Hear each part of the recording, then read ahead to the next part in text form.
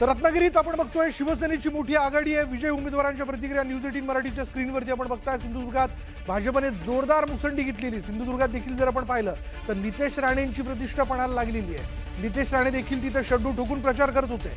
अलिबागमध्ये शिवसेनेच्या रसिका राजा केणी या विजयी झाल्या।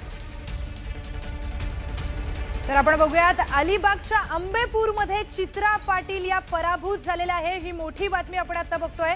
आंबेगावच्या शेकापला हा मोठा धक्का बसताना दिसून येतोय आपल्याला। ही मोठी बातमी आंबेगाव मधून समोर येते। बिलकुल, त्याला ट्रॅक्टर का अपडेट घेऊन येते, ट्रॅक्टरवरचा अपडेट आपण या ठिकाणी जाणून घेऊयात। कोण उधळतंय गुलाल आणि कोणाची वाजते हलगी। रांजणगाव जिल्हा परिषद गटातून भाजप उमेदवार आघाडीवरती असले कळतंय। भाजपच्या स्वाती पाचुंदकर या 2000 मतांनी आघाडीवरती आहे।